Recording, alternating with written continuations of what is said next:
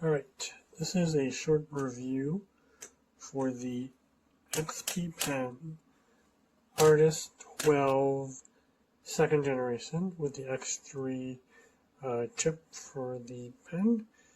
As you can see right there, you can see I've got the, this is Kira, and I've got the, whatchamacallit, oh my God, the marker brush. I just picked that one because you can see the angle detection, and you can see that good pressure. You've got all of these customizable shortcuts. You got the 2 keys on here. Look at that, right? So right now this is in what is it? It is in canvas only mode. I believe that's a zoom out. And then this tablet, you can look at all the features, but you can see definitely good view angle. I've got some pretty harsh light on it right now. And the laminated anti-glare, you can see the light over here, but it works pretty well. You saw the pen has the good detection. This is like, you would never have seen this a couple of years ago. I think, things like the Surface Pro really shook up the Wacom kind of market and enabled these kinds of cheaper products. I believe it's $300, but I've seen it as low as $270 on sale. It's a good size. You can see this is a good size to draw. It only recognizes the pen. It doesn't recognize the, your fingers or your hand. You can see I'm left-handed, so you can flip it around and stuff. It works really well. The things to note, so a lot of these, the product itself, great. If you're looking for a tablet, if you've had tablet before, maybe some without the screen, then you sort of know what to expect. But I want to just explain some of the weird things you have to do. You definitely have to go download the driver. I'm using Windows, but it was really weird because this is a 3-cable setup you can get. 1 cable like the extra, that's just a USB-C. But this is USB-C, and on my computer, it actually uses an HDMI port and 2 USB. I think you only need to use 1 USB for power, but they say if 1 USB is not, like the device says there's not enough power, you'll need to plug the second red USB for extra power to power the tablet. That's mostly for laptops. But with the desktop, there was no problem. But the one thing is, when I was starting to set this up, it automatically picked like 640 by something resolution. So like for half an hour, I was like, oh, this is really bad tablet. But after I got it, situated, I saw that this is actually 1080. Like you can put it at 1080, no problem. So it works really well. And it detects this as an actual monitor. So this is a monitor right now. Like I said, I'm using it on Windows. And it's very fast. The detection is good, but you're going to spend, maybe an hour setting this up, getting the driver downloaded, getting the software you need working, finding the right tablet mode for the software. You can see it when this is the right-click mode. You'll see it also says when you press one of the shortcuts, it pops up on here too. But it was a little buggy with Kira. I had to Google stuff, and then it said, oh, go into tablet mode and check this option. Now it works great. Like this, oh, am I in the erase? See, right click's not working now. So you do have to troubleshoot some stuff. Pen. Okay, so I just figured out the right click, even in the tablet mode, only works when it's in pen mode and not when I've switched it to eraser. Pen, eraser.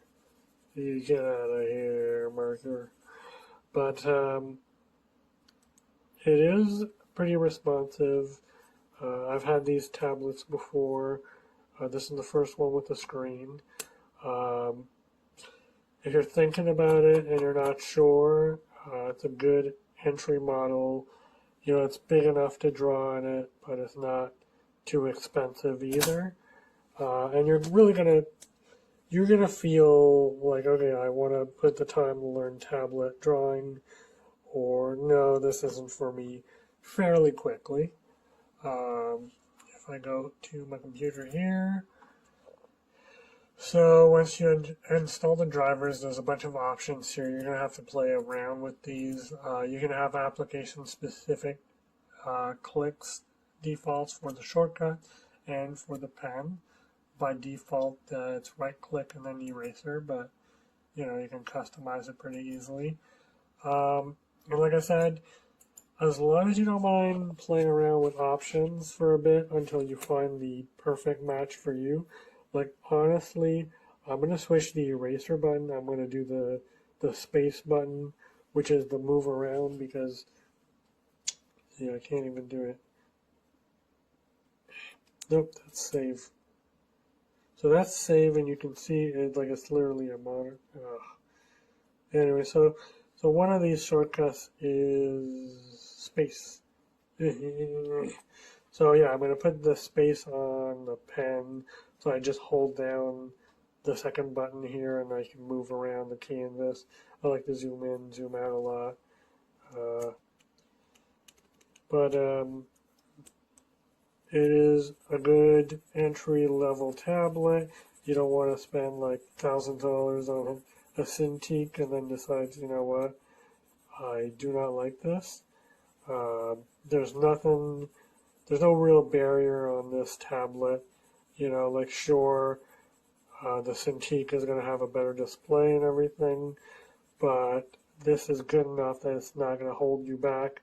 You're either going to like drawing on tablets or learn drawing on tablets, or you're going to say, well, I guess this just isn't for me. So I'd give it a 5 stars, especially for the price. And, you know, it's a good entry.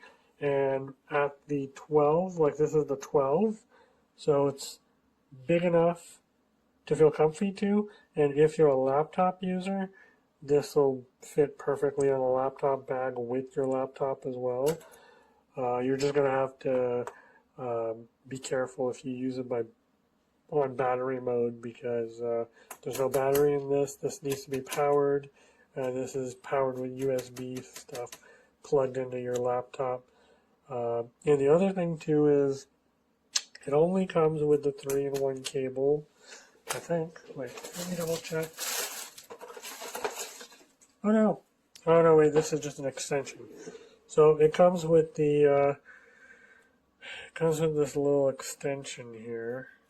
But it doesn't come with the USB-C to USB-C cable. I haven't tested my USB-Cs on here, so I don't know if you need the specific one from XPPen, but right now this uses up one of your HDMI port, which if you already have several monitors, maybe you don't want that. And that's the only thing to note, really. Everything else on this is really awesome.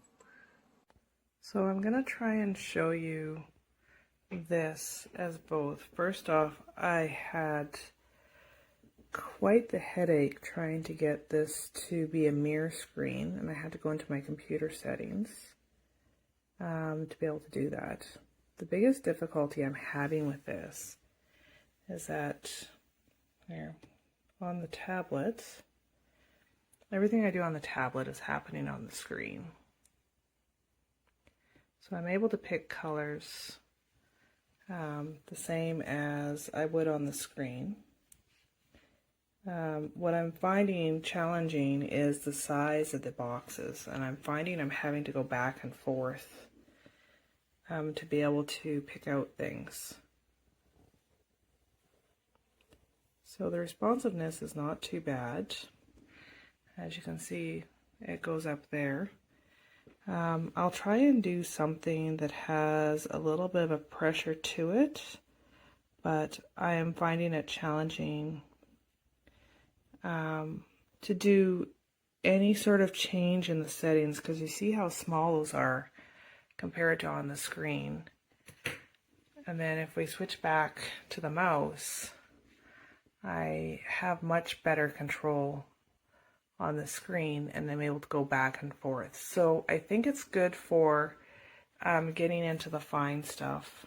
What I don't like about it is that there is a lot of cables attached to this. So I already have a fairly cluttered computer, and then when I'm adding these things in, it makes it even more so. Now let's change this, find something a little nicer color. Sorry, I should show you what I'm doing. And I'm struggling with these little tiny points, so. But I'm able to get a little bit more detail, and then if I change the size, I can bring it down. Of course, I can zoom in or out, but I have to go back and forth to the mouse. There is shortcut keys, but right now I have mine set up for copy and paste and my more frequently used things.